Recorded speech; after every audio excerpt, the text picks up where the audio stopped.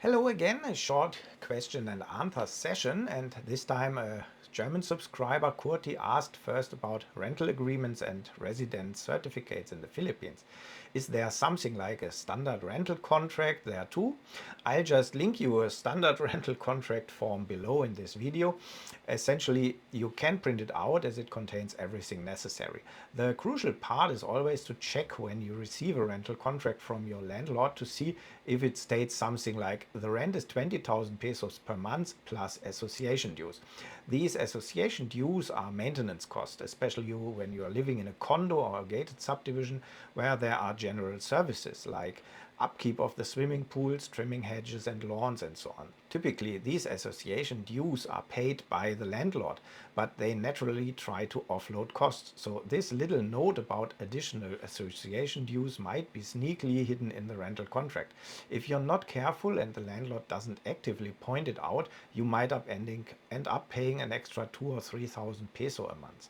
The next question was about something like a residence certificate for, say, your local authorities in your home country. Generally, the Philippine rental agreement should suffice as proof of residence. If an authority doesn't accept this, there's always your local barangay, the equivalent of a small local town hall. Every Filipino knows where this is, and there you can easily obtain a certificate of residency. You just need to bring your rental agreement with you. The cost ranges from free to maybe something around some 100 pesos, so it's really affordable, and this then becomes an official document which should be readily accepted by any authority worldwide. Okay, moving on to other topics I have been received by my subscribers. One of them wrote, also, I have no ambition to live in the Philippines. Many expats find Thailand too expensive. Consider relocating there to the Philippines. Perhaps you could mention the local security situation. My 4-week work-related stay in Makati made me quite reflective, especially seeing guards with slung submachine guns outside every jewelry store, bank and so on. They don't stand there for no reason. I personally would say the security situation here is actually extremely good. The kind of robberies that I hear about daily in the news from Germany and Europe just don't happen here. These armed guards in front of banks and jewelry stores are there for a good reason. There's a lot of money to be protected. Without them, the rate of robberies on such places would undoubtedly be higher. There are also guards in front of supermarkets and malls. Some are armed, but mostly they serve as a friendly door openers, ready to answer questions and offer assistance. It's very rare for these guards to be involved in shootings during attempted robbery. They actually have a very deterrent effect. In the 10 years I've lived here, I can count on one hand the number of incidents I've heard about where someone tried to rob a bank or commit a robbery in a mall and the guards had to intervene. There are incidents documented also on YouTube and elsewhere, which in my view actually demonstrate the value of having those guards. They don't hesitate to shoot at fleeing vehicles, for instance. This acts as a deterrent to potential criminals who know very well that these guards won't just stand by passively during a robbery. They are often well trained, especially in private facilities, and will return fire with live ammunition. This makes any would-be criminal think twice about whether the risk is worth it. So even though it might look a bit daunting, the presence of these guards significantly enhances the security situation in the country. Fundamentally, without these guards, something essential would be missing in the Philippines: a great deal of helpfulness, willingness to provide information, and approachability, especially for us foreigners. It's simply a fact here that you can ask a guard if you need information, and they usually provide good answers. The next question concerns my work I had and now my YouTube.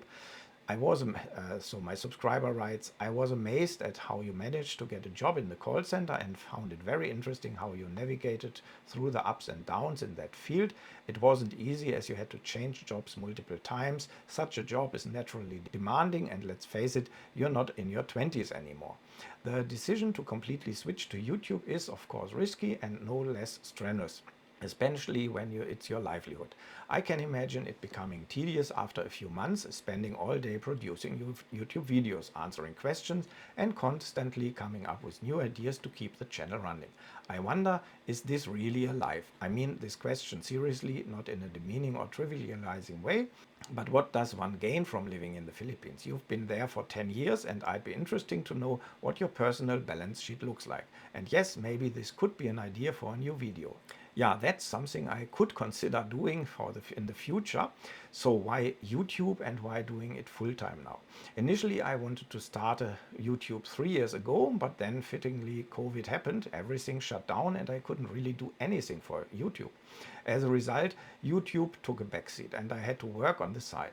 But generally speaking, working as an employee means you don't have time for the really important things.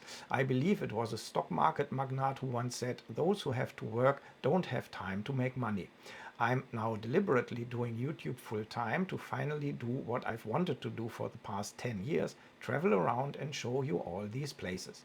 The Philippines are largely unexplored and undiscovered by tourists, and I want to showcase how one can live here.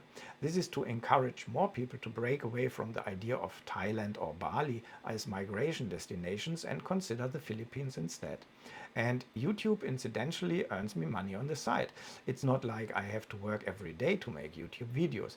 It can be very draining. When I started, I really put a lot of effort in the first 6 months. Made a video, then another and another and another. Editing takes up a tremendous amount of time. And after 6 months, I experienced what many YouTubers go through, the so-called YouTube burnout. You have to find the right balance between time for YouTube and leisure. Deciding to maybe do YouTube 2 days a week and produce 2 videos a week. That's actually quite sufficient. Of course, I might do a bit more in the coming months, but it's not necessarily the case that making YouTube videos completely burns you out, especially when, like me now, you start earning more. This also gives me the opportunity in the long run to hire assistants who can do some filming so you don't have to manage everything yourself. Additionally, I'm planning a video on how much I earn with YouTube and what I envision for the future. This will be coming in the coming months too. I hope this was a little insight on me doing YouTube and living in the Philippines. Bye bye again from Cebu.